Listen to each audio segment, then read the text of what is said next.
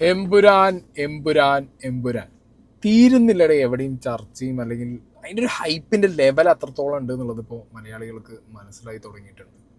Almost ഫാൻസിൽ നിന്നൊക്കെ മാറിയിട്ട് ന്യൂട്രലായിട്ട് സിനിമയെ സ്നേഹിക്കുന്ന ക്രൗഡിന് വരെ ലാലേട്ടൻ എന്ന് പറഞ്ഞ ഒരു ബിഗ് എല്ലിനെ സ്നേഹിക്കുന്ന ആളുകൾക്ക് വരെ ഒരു ഭയങ്കര ഡോപ്പായി മാറിയിട്ടുണ്ട് ഇപ്പോൾ എമ്പുരാൻ്റെ ചർച്ചകളും എമ്പുരാൻ്റെ ആ ഒരു what is going to happen അതൊരു വലിയ ചോദ്യമാണ്.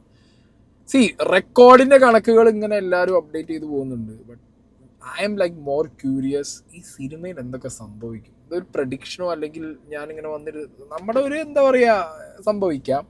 ഓക്കെ, മേ ബി ഇങ്ങനെ ആയിരിക്കാം. രസമാണ്. ഓക്കെ, അതിൻ്റെ സംസാരങ്ങളും അതിനെക്കുറിച്ചുള്ള ചർച്ചകളൊക്കെ ഭയങ്കര ഭയങ്കര രസമാണ്.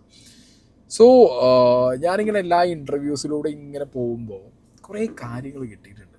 ഏറ്റവും ക്രിസ്പായിട്ട് അടിപൊളിയായിട്ട് പടത്തിനെ കുറിച്ച് പറയാൻ പറ്റുന്നത്, ഇപ്പോൾ സ്വന്തം മക്കളെ കുറിച്ച് പറയാൻ പറ്റുന്നത് അച്ഛനും അമ്മയ്ക്കുമാണല്ലോ. ഇവിടെ അച്ഛനും അമ്മയായിട്ടുള്ളത് മുരളി ഗോപിയും പൃഥ്വിരാജുമാണ്. സോ മുരളി ഗോപിൻ്റെ ഒരു ഇൻ്റർവ്യൂ ഉണ്ട് ഏഷ്യാനെറ്റിൽ, ഒരു 10-13 മിനിറ്റ് കൊണ്ട്.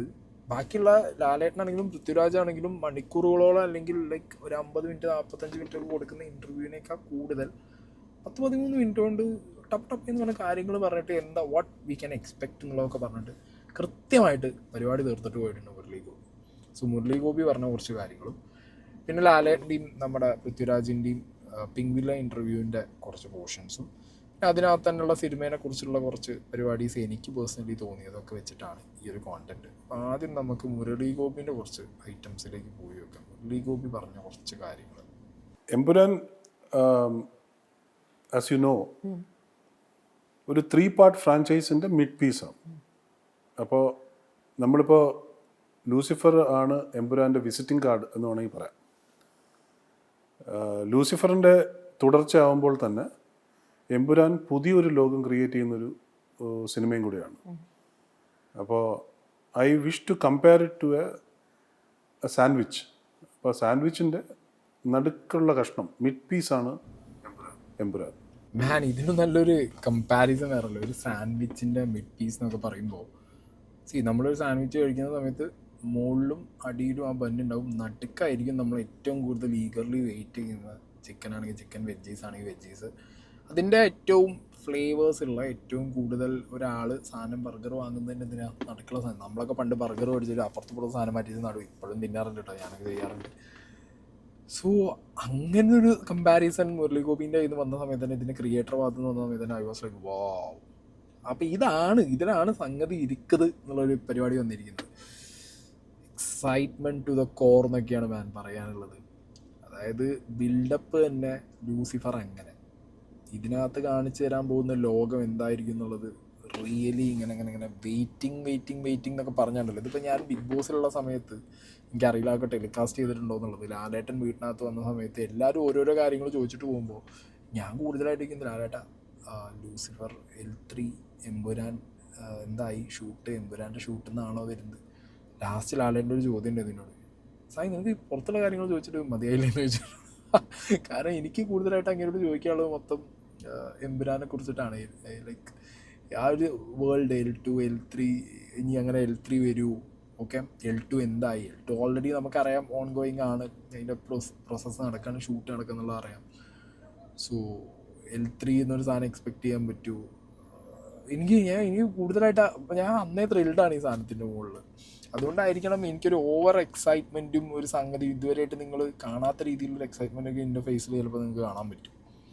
അന്ന് സ്റ്റീഫൻ നെടുമ്പള്ളിയുടെ ഒരു കഥയായിരിക്കില്ല, അബ്രഹാം ഖുറേഷിയുടെ കഥയായിട്ടാണ് എമ്പുരാൻ വരുന്നത്. അപ്പോൾ ഒരു മുണ്ടുമടക്കി അടി പോലത്തെ ഫാൻസിന് വേണ്ടിയിട്ടുള്ള എലമെന്റ്സിന് സാധ്യതയുണ്ടോ സിനിമയ്ക്കകത്ത്? എബ്രഹാം ഖുറേഷിയുടെ കഥയായിരിക്കും അതെന്നുള്ളത് ഒരു അസംഷനാണ്. ആ അസംഷൻ ഞാൻ പറഞ്ഞിട്ടില്ല. പക്ഷെ ഡയറക്ടർ ആ രീതിയിൽ സംസാരിച്ചിരുന്നു. ഇല്ല, അങ്ങനെ ഒരു അസംഷൻ കൊടുക്കുന്നില്ല. ഇതൊരു സെക്കൻഡ് പാർട്ടാണ്. ഇതിലൂടെ ഇവോൾവ് ചെയ്തൊരു തേർഡ് പാർട്ടുണ്ട് ഇതിന്. അതിലാണിത് കൾമിനേറ്റ് ചെയ്യുന്നത്. ഇത് എൻഡ് ചെയ്യുന്നത്, ഈ ട്രിലജി എൻഡ് ചെയ്യുന്നത് ആ തേർഡ് പാർട്ടിലൂടെയാണ്.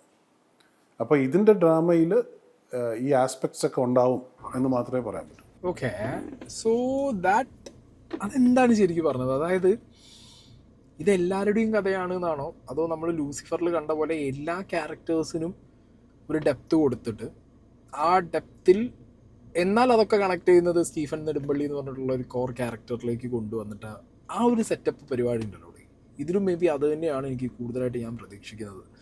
എനിക്ക് തോന്നുന്നത് അബ്രാം ഖുറേഷി എന്ന് പറഞ്ഞുള്ളൊരു ക്യാരക്ടറിനെയാണ് നമ്മൾ ഏറ്റവും കൂടുതൽ എക്സ്പെക്റ്റ് ചെയ്ത് വെയിറ്റ് ചെയ്ത് നിൽക്കുന്നത്. ഞാൻ ഭയങ്കരമായിട്ട് എനിക്ക് അറിയേണ്ടത്, കാരണം ഈ എബ്രാം ഖുറേഷി എന്ന് പറഞ്ഞു കഴിഞ്ഞാൽ ഇതിൽ തന്നെ മുരളി ഗോപി പറയുന്നുണ്ട്, ഒരു മറ്റേ എന്താ പറയുക, കണ്ണിലൂടെ മാത്രം ഇമോഷൻസ് പ്രകടിപ്പിക്കുന്ന അങ്ങനത്തെ ഒരു തരം ഒരു ക്യാരക്ടറാണ്. ഒരുപാട് ഇമോഷൻസ് ഉണ്ട്, പക്ഷേ കണ്ണിലൂടെ മാത്രമാണ് അത് പ്രൊജക്റ്റ് ചെയ്യുന്നത്. അപ്പോൾ അയാൾക്ക് കുറേ ഉണ്ട് പറയാൻ, കുറേ ലോകത്തിനോട് കുറേ പറയാനുണ്ട്. സോ അങ്ങനത്തെ ഒരു ക്യാരക്ടറിലേക്ക് എല്ലാവരും വന്ന് ബ്ലെൻഡ് ആവുകയാണ് അയാളെ ലോകത്തിലേക്ക് എന്നുള്ളൊരു സംഗതിയൊക്കെ ഭയങ്കരമായിട്ട് എന്തുണ്ട്, ഞാൻ ഭയങ്കരമായിട്ട് എക്സ്പെക്റ്റ് ചെയ്യുന്നുണ്ട്.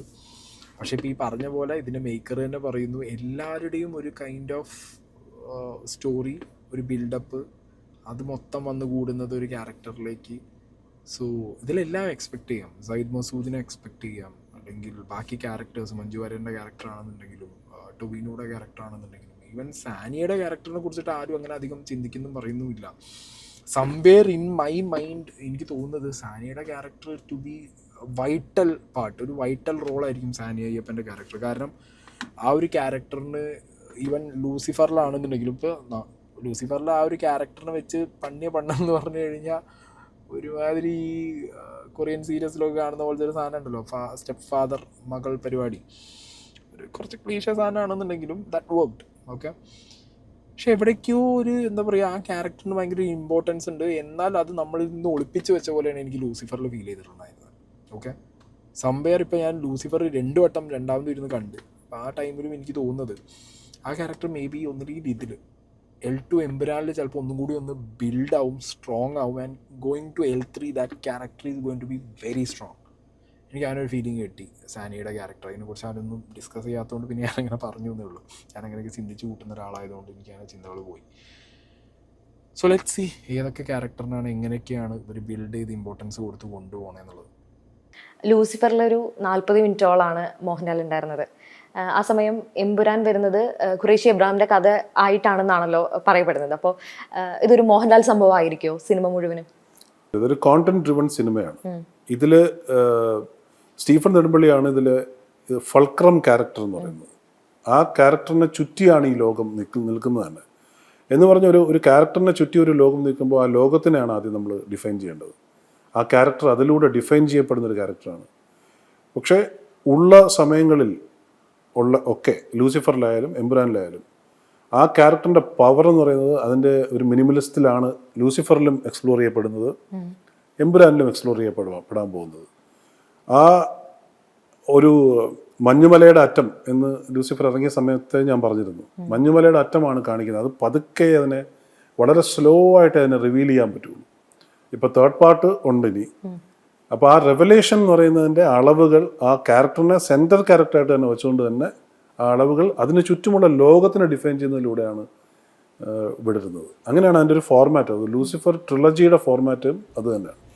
അപ്പോൾ നമ്മൾ കാണാൻ വിചാരിക്കുന്നതും പ്രതീക്ഷിക്കുന്നതും എന്ന് പറഞ്ഞു കഴിഞ്ഞാൽ more of Lalettan, Abram Qureshi അല്ലെങ്കിൽ സ്റ്റീഫൻ നെടുമ്പള്ളി തിരിച്ചു വന്നിട്ട് എന്ത് ചെയ്യും, ദൈവപുത്രൻ തന്നെ പിശാചായിട്ട് മാറുമ്പോൾ എന്നൊക്കെയുള്ള സ്കീമിൽ, വില്ലനായിട്ട് മാറുമ്പോഴുള്ള സ്കീമിൽ നമ്മുടെ എക്സ്പെക്റ്റേഷൻ, എൻ്റെ എക്സ്പെക്റ്റേഷൻ അങ്ങനെയായിരുന്നു. പക്ഷേ ആഫ്റ്റർ ദിസ് ഇൻ്റർവ്യൂ എനിക്ക് മനസ്സിലായ ഒരു കാര്യം എന്താണെന്ന് വെച്ച് കഴിഞ്ഞാൽ, Murali Gopi is more of like എന്താ പറയുക, അങ്ങനത്തെ ക്യാരക്ടറിനെ എങ്ങനെ ബിൽഡ് ചെയ്യണം എന്നുള്ളത് കൃത്യമായിട്ട് വിഷനുള്ള ഒരു വ്യക്തി അല്ലേ.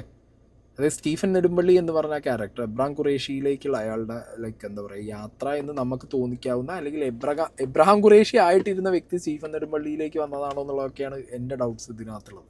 അപ്പം അങ്ങനെയുള്ളൊരു സാഹചര്യത്തിൽ ഇപ്പോഴും L2-ലാണെങ്കിൽ പോലും ബിൽഡ് ആവുന്നില്ല, ആ ക്യാരക്ടറിൻ്റെ ഒരു ഫുൾ ഡെപ്തിലേക്ക് പോകുന്നില്ല, മഞ്ഞുമലയുടെ അടിയിലേക്ക് പോകുന്നില്ല. അറ്റം പിന്നെ കുറച്ച് അതിൻ്റെ അടിയിലേക്കുള്ള ഭാഗമേ കാണിച്ചു തരുന്നുള്ളൂ. ടു ദ റോക്ക് ബോട്ടം നമ്മളെ യാത്ര ചെയ്യിക്കുന്നില്ല എന്നുള്ളതാണ്. അപ്പോൾ അത് L3 വരെ നമ്മൾ കാത്തിരിക്കണം ആ വിസ്മയം എന്താണെന്ന് അറിയാൻ വേണ്ടിയിട്ട്. പക്ഷേ ഇതിലെനിക്ക് തോന്നുന്നു ചുറ്റുമുള്ള ക്യാരക്ടേഴ്സ്, ഇപ്പോൾ പൃഥ്വിരാജിൻ്റെ ക്യാരക്ടറിന് വലിയൊരു എന്താ പറയുക, അതിൻ്റെ ഡെപ്ത് എന്താണെന്ന് നമുക്ക് മനസ്സിലായിട്ടില്ല.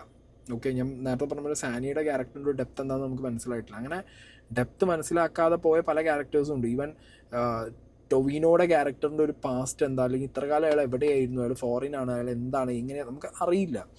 ഈവൻ ഈ പറഞ്ഞ മഞ്ജു വാര്യർക്ക് എന്തുകൊണ്ട് സ്റ്റീഫൻ നെടുമ്പള്ളിയോട് ഇത്രത്തോളം ഒരു ദേഷ്യത്തിൻ്റെ ഒരു സംഗതി, വെറും ഒരു ദത്തപുത്രനോട് അച്ഛന് അതൊന്നും ആയിട്ട് എനിക്ക് അങ്ങനെയൊന്നും അല്ല, അതിനകത്ത് വേറെ എന്തൊക്കെയോ കിടക്കുന്നുണ്ട് എന്നുള്ള ഫീലിംഗ് എനിക്ക് തോന്നിയിട്ടുണ്ട് എപ്പോഴും.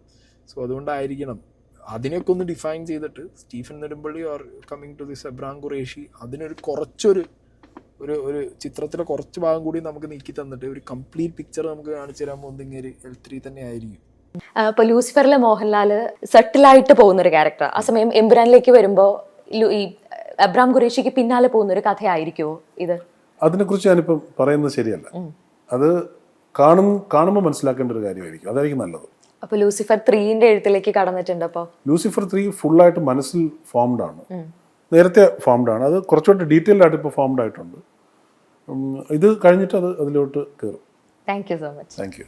ഓക്കെ, അപ്പോൾ മുരളി ഗോപി ഈസ് ലൈക്ക് അയാൾക്ക് കംപ്ലീറ്റ് അയാളുടെ ആ സിനിമ എങ്ങനെയാവണം, എന്താവണം, ക്യാരക്ടേഴ്സ് എങ്ങനെ, എന്ത് എന്നുള്ളതിനെ കുറിച്ചൊക്കെ വളരെ വളരെ പ്രിസൈസായിട്ട് അറിയാവുന്ന ഒരു റൈറ്റർ. ആൻഡ് പൃഥ്വിരാജിനെ പോലെ ഇത്രയും എന്താ പറയുക ഒരു കാലിബർ ഉള്ളൊരു ഡയറക്ടർ, ആക്ടറുള്ളതല്ല ഡയറക്ടർ എന്നാണ് ഞാൻ പറയുന്നത്. ബിക്കോസ് ടെക്നിക്കലി എന്ത് വേണം എങ്ങനെ വേണം എന്നുള്ളതിനൊക്കെ കൃത്യമായി അറിയാവുന്ന. ആൻഡ് ഇവരുടെ ഒരു ബോണ്ട് ഉണ്ട്, ആ സാധനമാണ് വർക്ക്സ്, അതാണ് മെയിനായിട്ട് വർക്ക് ആവുന്ന സാധനം. അപ്പോൾ അത് ഒരു മാജിക് തന്നെ ആയിരിക്കും ഇവിടെ. ഈ ഒരു ഞാൻ തോന്നി L1 L2 L3 എൻ്റെ ആകുമ്പോഴത്തേക്ക് നമുക്ക് സത്യം പറഞ്ഞു കഴിഞ്ഞാൽ വേണ്ട ഇനി കുറച്ചും കൂടി കൊണ്ടുപോവാം എന്നുള്ളൊരു ഫീലിങ്ങിലേക്ക് ആളുകളെ എത്തിക്കുന്ന രീതിയിൽ മേ ബി ഇതിലുള്ള ഏതെങ്കിലും ഒരു ക്യാരക്ടറിൻ്റെ സ്റ്റാൻഡ് ലോൺ ചിന്തിക്കാവുന്ന രീതിയിലൊക്കെ വേണമെങ്കിൽ ഇൻ ഫ്യൂച്ചറിൽ ഇവർക്ക് അത് മാറ്റിയെടുക്കാൻ പറ്റുന്ന ഒരു സ്കീം തന്നെയാണ്. ഇനി കമ്മിങ് ടു പൃഥ്വിരാജ്, പഴയൊരു ഇൻ്റർവ്യൂ കേട്ടോ പൃഥ്വിരാജിൻ്റെ. ഇതിനകത്ത് അങ്ങേര് പറയുന്നുണ്ട് അങ്ങേർക്ക് ആവശ്യമുള്ള കാര്യം, അത് മലയാള സിനിമേൻ്റെ ഒരു ബ്രാൻഡ് അംബാസിഡർ ആവണം, അതിൻ്റെ ഒരു ബ്രാൻഡ് അംബാസിഡർഷിപ്പ് കയ്യിൽ വരണം എന്നുള്ളത് വർഷങ്ങൾക്ക് മുമ്പേ ഒരു ഇൻ്റർവ്യൂവിൽ ഇത്രയും എന്താ പറയുക ഓപ്പണായിട്ട് പറഞ്ഞു. അറിയാലോ പണ്ടൊക്കെ പൃഥ്വിരാജ് പറയുമ്പോൾ എല്ലാവരും ഇങ്ങനെ ആ ഒരു ഇംഗ്ലീഷ് പറയുന്ന ജാട കൂടിയ രായപ്പൻ എന്നുള്ള വിളിയിൽ നിന്ന് ഇന്ന് he is getting a lot of respect. Because മലയാള സിനിമേനെ ഇത്രയും ഇൻ്റർനാഷണലി കൊണ്ടുപോകാൻ പറ്റിയ ഒരു മലയാളം ആക്ടർ ടെക്നീഷ്യൻ ഒരു ഫിഗർ വേറെ ഇല്ല. അതാണ് അതിൻ്റെ സത്യം. The one and only Prithviraj വർഷങ്ങൾക്ക് മുമ്പ് പറഞ്ഞൊരു കാര്യം ഞാനിവിടെ വെക്കാൻ പോവാണ്. ambassador ആയിട്ട് അല്ലെങ്കിൽ അതിനെ സപ്പോർട്ട് ചെയ്യുന്ന ഒരു കടമ അതിന് നമ്മളിപ്പോൾ വേറെ we want you to stay back, frankly speaking we want you to stay. എൻ്റെ ഒരു ഭയങ്കര വലിയൊരു ഈവിൾ സ്കീമുണ്ട്, ഞാൻ എന്താണെന്ന് പറയാം. കാരണം എനിക്ക് തമിഴിൽ പോയിട്ട് അഭിനയിക്കണം. I want go to Tamil Nadu and I want act and I want become a star there. I want become a big star there and then I am hoping I will be. And then what I want to do is I want to release my Malayalam films without dubbing them in Tamil Nadu and see them run for 100 days. If Tamil films can run 50 to 100 days in Kerala, why cannot Malayalam films do the same? മലയാളികൾക്ക് തമിഴ് മനസ്സിലാവുന്ന അത്രയും തമിഴന്മാർക്ക് മലയാളവും മനസ്സിലാവും. അപ്പോൾ ഞാനെപ്പോൾ ഇതിനു മുമ്പ് എൻ്റെ അടുത്ത് പലരും ചോദിച്ചിട്ട് എൻ്റെ ഏറ്റവും വലിയ ഡ്രീം എന്താണ്? My biggest dream is the ambassadorship of Malayalam cinema.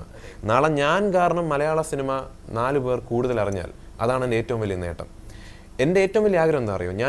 എനിക്ക് തമിഴിൽ അഭിനയിക്കണം, എനിക്ക് ഹിന്ദിയിൽ അഭിനയിക്കണം, എനിക്ക് തെലുങ്കിൽ അഭിനയിക്കണം, ഇവിടെ എല്ലാം ഞാൻ വലിയ സ്റ്റാറുമാണ്. എന്നിട്ട് ടുമോറോ അവരുടെ ഒരു വലിയ സ്റ്റാറിൻ്റെ ഒരു അന്യഭാഷാ ചിത്രം അവരുടെ തിയേറ്ററിൽ റിലീസ് ആകുമ്പോൾ they should go to the theatres and watch it. They should go and watch Malayalam films in Bombay. They should go and watch Malayalam films in Hyderabad.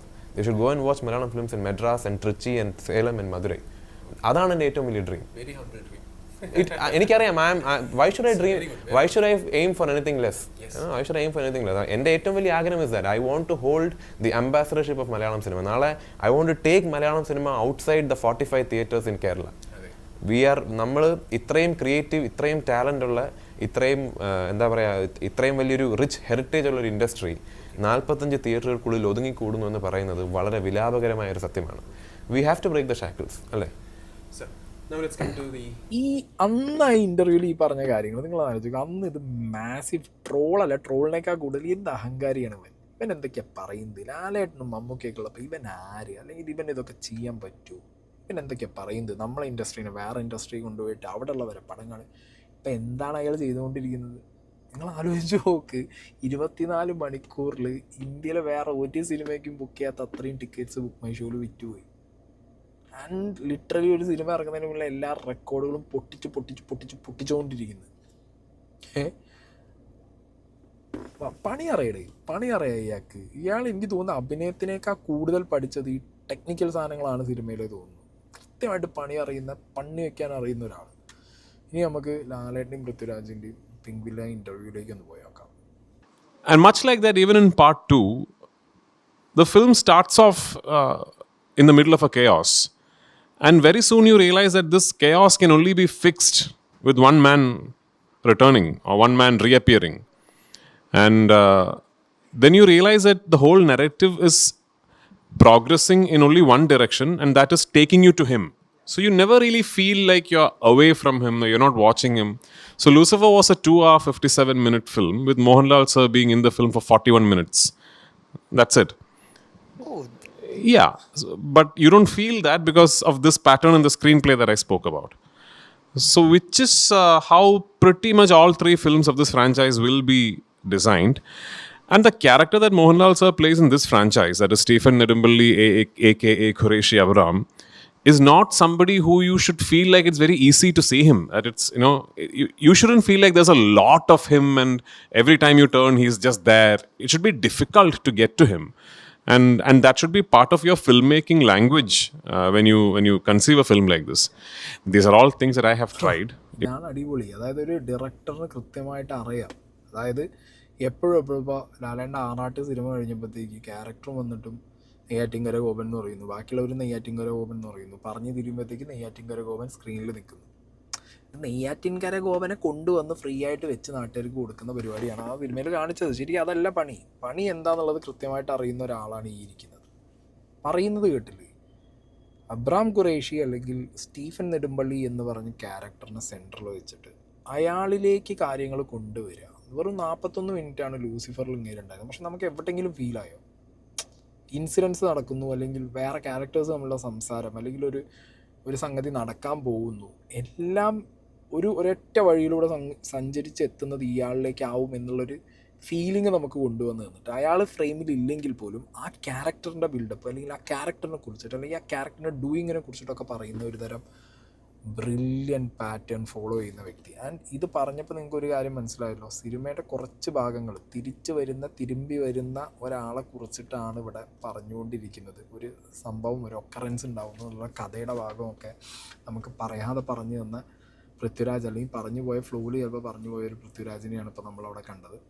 ഇനി ബുക്ക് മൈ ഷോയിൽ പൃഥ്വിരാജ് ലൈക്ക് പറഞ്ഞ കാര്യങ്ങൾ തന്നെയാണോ ഇതിൻ്റെ ഒരു സിനോപ്സ് ആയിട്ട് book my ഷോയിൽ കാണിക്കുന്നതെന്ന് എനിക്കറിയില്ല. ലൈക്ക് മേ ബി അത് തന്നെയാണ് സംഗതി. 5 years after the revelation of the Qureshi Abraham nexus, the land is particular and the world in general is caught in yet another epoch-defining socio-political from bad to worse. It is time to reckon memories and revisit the past and regained old fire, and from the embers of burned down heaven the devil will rise against to defend and protect.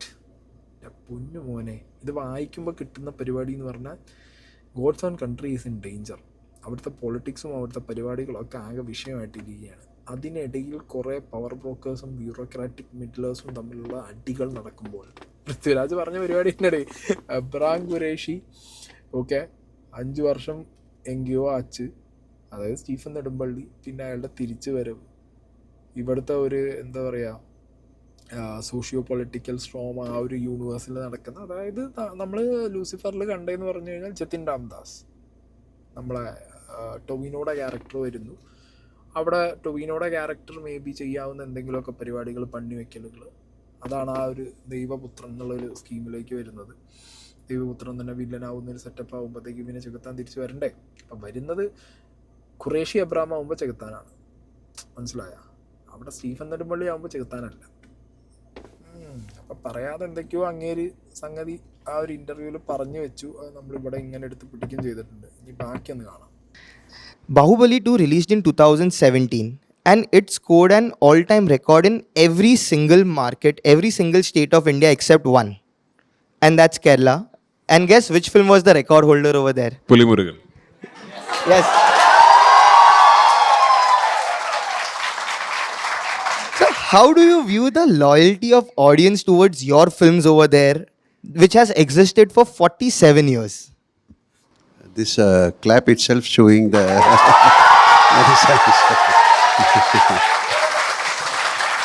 it is a, I don't know, this is a unknown relationship with the audience and with the love and affection they have to the characters I have portrayed. And it's a beautiful relationship. And I don't want to break this also. Like, so that's the answer. That's why maybe I'm not claiming anything. Through my characters, through my directors, through my colleagues, through my story writers, those and my audience, they only created this effect. I can call it as an effect. So thank you so much. Thank you very much. ഈ മനുഷ്യൻ ഇന്നും down to എർത്താണ്. ഞാൻ ഈ ഒരു portion ആ ഇൻ്റർവ്യൂവിൽ നിന്ന് എടുത്ത് വെക്കാൻ തന്നെ കാരണം എന്താണെന്ന് വെച്ച് കഴിഞ്ഞാൽ ഇങ്ങനെയുടെ ആ ഒരു റിയാക്ഷനും അവിടെ കൂടിയിരിക്കുന്ന ആ ഒരു പബ്ലിക്കിൻ്റെ ഒരു കയ്യടി. മോഹൻലാൽ എന്ന് പറഞ്ഞ ബ്രാൻഡിന് മാത്രം പറ്റാവുന്ന കുറച്ച് പരിപാടികളുണ്ട്. ഓക്കെ, സംഭവിക്കുന്ന മാത്രം കുറച്ച് പരിപാടികളുണ്ട്. താഴെ പോവും പൊന്തി വരും, താഴെ പോവും പൊന്തി വരും. നമ്മൾ വീണു എന്ന് വിചാരിക്കും, വരണം മറ്റേ അതായത് അങ്ങനെയാണ്. സക്സസ് ആണെന്നുണ്ടെങ്കിൽ പീക്ക്, വീഴലാണെന്നുണ്ടെങ്കിൽ അട്ടപ്പേറെ അന്തം വിട്ട വീഴ്ചകൾ താഴെയും വീഴും. അതാണ് അങ്ങനത്തെ ഒരു വിഷയം അവിടെ കിടക്കുന്നത്. അപ്പോൾ നിങ്ങൾ 2016 if I'm not wrong നമ്മുടെ പുലിമുരുകൻ വരുന്നു, 100 അടിക്കുന്നു. നെക്സ്റ്റ് മറ്റേ ലൂസിഫർ എഗെയിൻ 100 അടിക്കുന്നു. അങ്ങേര് 100 അടിച്ചു തുടങ്ങി. എനിക്ക് തോന്നുന്നു അങ്ങേര് തന്നെ ഈ ചിലപ്പോൾ എമ്പുരാൻ വെച്ച 1000 അടിക്കും. മനസ്സിലായോ? ബ്രാൻഡടി. Over the last few weeks, there has been one rumor which has been going around L2 that even Fahad Fasil has a cameo in the film. Is that? Yeah, Fahad Fasil, Tom Cruise, Robert De Niro.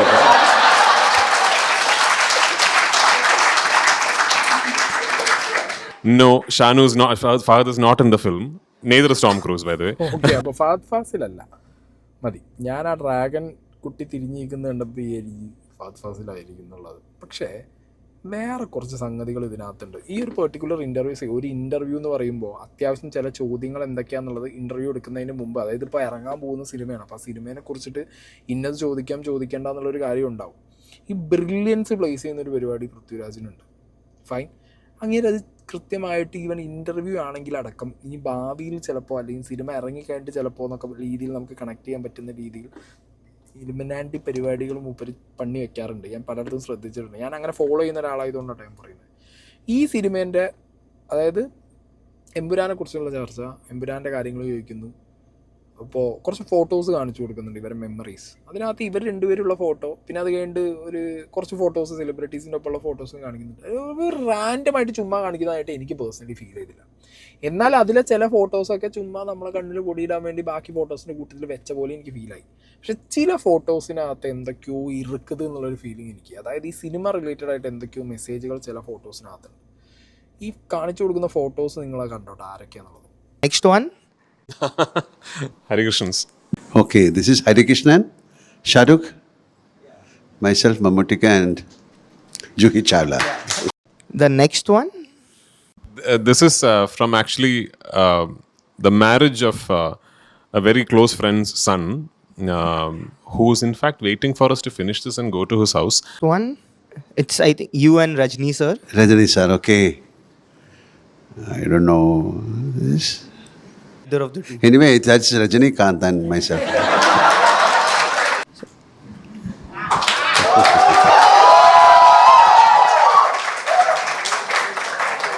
One. This is quite seems like a fun. Okay. I think we are sharing a beautiful moment in Dubai. Okay, അപ്പോൾ ഒന്ന് ഇതിനകത്ത് ഷാറൂഖ് ഖാൻ്റെ ഒരു photo എന്തിനിപ്പോൾ എന്നുള്ള ചോദ്യം, എനിക്ക് ഫേക്കാണോ റിയലാണോ എന്നറിയില്ല. ഞാനിങ്ങനെ ഒരു കാസ്റ്റിൻ്റെ ഒരു സാധനം കണ്ട സമയത്ത് അതിനകത്തൊരു ഷാറൂഖ് ഖാൻ എന്നുള്ള ഒരു സംഗതി കണ്ട്, പിന്നെ ഇപ്പം അടുത്ത് അറിയാലോ പൃഥ്വിരാജ് ഇതിൻ്റെ ലാസ്റ്റ് എൻഡിൽ ഇതിൻ്റെ പോസ്റ്റ് ക്രെഡിറ്റും കാര്യങ്ങളും പരിപാടികളൊക്കെ നമ്മളോട് കാണണം എന്നുള്ള റിക്വസ്റ്റ് ഉള്ളതായിട്ട് ഞാൻ കേട്ടു. സോ ഷാറൂഖ് ഖാൻ എല്ലാം കൂടി കണക്ട് ചെയ്ത് നോക്കുമ്പോൾ എനിക്ക് എന്തോ ഇതിൽ വന്ന എല്ലാ ഫോട്ടോസിലുള്ള എല്ലാ പേരുകളും യൂണിവേഴ്സിൽ കണക്ട് ആവുന്ന ആളുകളാണെന്നൊരു doubt. So Shahrukh Khan I don't know എന്താണെന്ന് എനിക്ക് മനസ്സിലാവുന്നില്ല. അമീർ ഖാൻ ഓബിയസ്ലി അമീർ ഖാൻ്റെ സിസ്റ്റർ ഇതിനകത്തുണ്ട് എന്നുള്ള സംഗതി നമുക്ക് എല്ലാവർക്കും ഓൾറെഡി അറിയാം. പിന്നെ ഇങ്ങനെ അമീർ ഖാൻ എനിക്ക് ഇപ്പം ഇതിനകത്ത് ഇനി I don't feel like, but in future ചിലപ്പോൾ L3 വലുതാവുന്ന സമയത്ത് മേ ബി അമീർ ഖാൻ എനിക്ക് എപ്പോഴും ഒരു റൈറ്റ് ചോയ്സ് ആയിട്ട് തോന്നിയിട്ടുണ്ട്. പിന്നെ അറിയാലോ രജനീകാന്ത് ഓൾറെഡി ട്രെയിലർ പരിപാടികൾ സെറ്റപ്പ് എന്താണെങ്കിലും രജനീകാന്തുമായിട്ട് ഇങ്ങനെയൊരു മൂവി ചെയ്യാൻ ചാൻസ് കിട്ടിയ പക്ഷെ ഒന്നും ചെയ്യാൻ പറ്റിയില്ല. ഇൻ ഫ്യൂച്ചറിൽ ചെയ്യാനുള്ള ചാൻസ് ഉണ്ട്. മേ ബി യൂണിവേഴ്സിലേക്കും കൊണ്ടുവരാനുള്ള എല്ലാ ചാൻസും ഞാൻ കാണുന്നുണ്ട്. ഓബിയസ്ലി ലാലേട്ടൻ മമ്മൂക്ക ഇറുക്കുതാ ഇല്ലയാ എന്നുള്ള എല്ലാ ക്വസ്റ്റ്യൻസും വന്നിട്ട് ഇറുക്കുന്നത്. നെക്സ്റ്റ് സഞ്ജയ് ദത്ത്. അതും അങ്ങനെ ഒരു ഇതല്ല. 2019 2020 സമയത്തൊക്കെ സഞ്ജയ് ദത്ത് ഈ പടത്തിനകത്ത് എവിടെയോ വന്നിട്ട് പോയി എന്നുള്ള റൂമേഴ്സൊക്കെ ഉണ്ടായിരുന്നു, അറിയില്ല. സോ ഇതൊക്കെ ഞാൻ എന്താ പറയുക, എനിക്കെന്തോ റാൻഡം ഫോട്ടോ ആണെങ്കിലായിട്ട് എനിക്ക് പേഴ്സണലി തോന്നിയില്ല, അതുകൊണ്ട് ഞാനിവിടെ വെച്ചതാണ്. Okay. If you ever in the future, as a director, would you be interested in doing a historical epic? Yes. Brilliant. എൻ്റെ മോനെ, അത് വേറെ റേഞ്ചായിരിക്കും. ഒരു ഹിസ്റ്റോറിക്കൽ സാധനം പൃഥ്വിരാജും ലാലേട്ടനും കൂടി, അതിൻ്റെ ഒരു കുറവുണ്ട്. ശരിക്കും മലയാളത്തിൽ നിന്ന് നമുക്ക് എത്ര എപ്പിക്കുകൾ പറയാൻ പറ്റില്ല, നമുക്ക് എന്തിനൊക്കെ കുറിച്ച് സംസാരിക്കാൻ പറ്റും, നമുക്ക് എന്തൊക്കെ ഉണ്ട് നമ്മൾ കോറായിട്ട് കുറേ കാര്യങ്ങൾ നമുക്ക് ഹിസ്റ്ററി ബേസ്ഡായിട്ട് നമുക്ക് ചെയ്യാൻ പറ്റും. ഇപ്പോൾ നല്ല ബഡ്ജറ്റിലൊരു പടം വേണ്ടി സക്സസ്ഫുൾ ആക്കാൻ പറ്റും, നല്ല ക്രാഫ്റ്റ് കൊടുത്തു കഴിഞ്ഞാൽ അത് ഹിറ്റാവും എന്നുള്ള രീതിയിലൊക്കെ നമുക്കിപ്പോൾ ഈ ഒരു സിനിമ ഇറങ്ങിക്കഴിഞ്ഞാൽ കുറേ കാര്യങ്ങൾ പാഠം പിടിക്കും നമ്മുടെ ഇൻഡസ്ട്രി. സോ അത് കഴിഞ്ഞിട്ട് നല്ല ടെക്നീഷ്യന്മാർ എല്ലാവരും കൂടി ഒറ്റക്കെട്ടായിട്ട് വർക്ക് ചെയ്താൽ if there is a pattern, okay, പൃഥ്വിരാജിനൊരു പാറ്റേൺ ഉണ്ട്, ആ പാറ്റേണിൽ ഈ സാധനം വർക്കൗട്ട് ചെയ്യാൻ പറ്റിക്കഴിഞ്ഞാൽ ലാലേട്ടനും പൃഥ്വിരാജും കൂടിയുള്ള ഒരു ഹിസ്റ്റോറിക്കൽ മൂവി, ഒരു സാധനം അടിപൊളിയായിരിക്കും. ഇനി ഇതിൻ്റെ ബഡ്ജറ്റിൻ്റെ ഒരു സംഗതിനെ കുറിച്ചിട്ട് പൃഥ്വിരാജ് പറയുന്നൊരു കാര്യമുണ്ട്. First and foremost, we have never announced the budget of this film. Yeah, we have never said anywhere that this film has cost this much money, right? So my take about the whole budget scenario is, when you see this film, what you think is the budget of the film. And I'm going to put a challenge out there. Your guess will be more than the actual budget. And that is Malayalam cinema. Strong സാധനം. അതായത് മലയാളം സിനിമയിൽ ബാക്കിയുള്ളവരെ പോലെ 250, 300, 400 കോടി പൊട്ടിക്കേണ്ട നല്ലൊരു craft ഉണ്ടാക്കാൻ എന്നുള്ളൊരു strong statement അതിനകത്തുണ്ട്. ഇപ്പം എന്നോട് ഗസ് ചെയ്യാൻ പറയും, ഞാൻ നിങ്ങളോടും ഗസ് ചെയ്യാൻ പറയുകയാണ്. പൃഥ്വിരാജ് പറഞ്ഞ പോലെ തന്നെ എൻ്റെ വ്യൂവേഴ്സിനും ഗസ് ചെയ്യാം. ഞാൻ ഗസ് ചെയ്യുന്നത് ഒരു 90-92 കോടി രൂപ. ഓക്കെ, 100 കോടി ഇല്ല, 100 കോടിന് താഴെ, സംവെയർ അറൗണ്ട് 90 or 92 or 93, അങ്ങനത്തെ ഒരു ഫിഗർ. ആൻഡ് നോട്ട് ലൈക്ക് എനിക്ക് അത്രേ പറയാനുള്ളൂ, എനിക്ക് 100 കോടിന് മുകളിൽ പറയാനില്ല. കാരണം ഈ ഇൻ്റർവ്യൂസ് കണ്ടിന്യൂസ് ആയിട്ട് ഇരുന്ന് കാണുമ്പോൾ പലരും വന്ന് അഭിനയിച്ചതിനെ കുറിച്ചിട്ടൊക്കെ പൃഥ്വിരാജ് പറയുമ്പോൾ പല സ്ഥലങ്ങളിലും അവർ സന്തോഷപൂർവ്വം പൃഥ്വിരാജും ലാലേട്ടനും ആയതുകൊണ്ട് ഈ പ്രൊജക്റ്റിലേക്ക് അല്ലെങ്കിൽ ഈ പ്രൊജക്റ്റ് ഇഷ്ടപ്പെട്ട് കയറി വന്ന ആളുകളാണ്.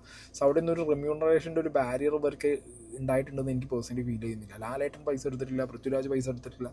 സോ അങ്ങനത്തെ ഒരു സിറ്റുവേഷനിൽ ഒരിക്കലും ഒരു 100 കോടീൻ്റെ മുകളിൽ പൃഥ്വിരാജ് എന്ന് പറഞ്ഞ ബുദ്ധിരാക്ഷസം ചിലവാക്കില്ല. 100 കോടീന് അടിയിലായിരിക്കും. And it will be around 90 crore or 92 crore, അങ്ങനെയൊക്കെയാണ് എനിക്ക് പേഴ്സണലി ഫീൽ ആവുന്നത്. അങ്ങനെ ആയിരിക്കും. പക്ഷെ കാണുന്ന വഴിക്ക് നമുക്ക് തോന്നും ചിലപ്പോൾ 250-300 കോടി ചിലവാക്കിയ വലിയ സിനിമയാണ് തോന്നും. പക്ഷേ 100 കോടി താഴെ ഉണ്ടാവാനേ വഴിയുള്ളൂ. ലെറ്റ് സീ, എപ്പോഴെങ്കിലുമൊക്കെ ഒരു ഇത് ബ്രേക്ക് ചെയ്യില്ല. ആ സമയത്ത് ഇതിൻ്റെ അടിയിൽ അന്നും നിങ്ങളൊന്ന് വന്ന് കമൻറ്റ് ഇടണം, എൻ്റെ ഗസ്സാണോ നിങ്ങളെ ഗസ്സാണോ ശരി എന്നുള്ളത് നമുക്ക് നോക്കാമല്ലോ. So that's it guys. Empuraan സിനിമയുടെ കുറേ ഞാൻ പറഞ്ഞല്ലോ, എനിക്കിങ്ങനെ ബാക്കി അപ്ഡേറ്റ്സിലൂടെ പോകണേക്കാൾ നല്ലത് തിയേറ്ററിൽ എത്തുന്നതിന് മുന്നേ സിനിമയിൽ എന്ത് സംഭവിക്കും എന്നുള്ളത് നമുക്ക് തന്നെ ഇങ്ങനെ ഒരു പ്രതീക്ഷയൊക്കെ വെച്ച് പോയിട്ട് നമ്മൾ പ്രതീക്ഷയ്ക്ക് അനുസരിച്ച് സംഭവിച്ചു കഴിഞ്ഞാൽ നമ്മൾ റൈറ്റ് ട്രാക്കിലൂടെ ഇന്ന് പോയി എന്നുള്ളതൊക്കെ നമുക്കൊരു സാറ്റിസ്ഫൈഡ് സാധനം കിട്ടും. അതിന് വേണ്ടിയിട്ടുള്ള വേറൊന്നുമല്ല. So what you are going to see is a like എന്താ പറയുക, ഒരു കംപ്ലീറ്റ് ലൂസിഫർ കഴിഞ്ഞാൽ എമ്പുരാനിലേക്ക് വരുമ്പോൾ നമുക്കൊരു പുതിയ ലോകം കാണാൻ പറ്റും. അതിൽ പഴയ ആളുകളുണ്ടാവും. ആ പഴയ ആളുകളുടെ അൺടോൾഡ് സ്റ്റോറീസ് ഒരുപാട് നമുക്ക് കാണാൻ പറ്റും. And which will lead a major impact to L3 പോകുമ്പോൾ ഈ യൂണിവേഴ്സ് വലുതാക്കാൻ പറ്റുന്ന രീതിയിലുള്ള കുറേ ഹാപ്പനിങ്സും ഉണ്ടാവും. പുതിയ ക്യാരക്ടേഴ്സിന് വരാൻ പറ്റിയ കുറേ സ്ലോട്ടും ഒഴിഞ്ഞു കിടക്കുന്നുണ്ടാവും. എൻ്റെ മോനെ 27-ാം തീയതി വരെ കാത്തിരിക്കേണ്ടതെന്നുള്ള ആലോചിച്ചിട്ടാണ് ഇപ്പോൾ എക്സൈറ്റ്മെൻറ്റ് തീരുന്നില്ല.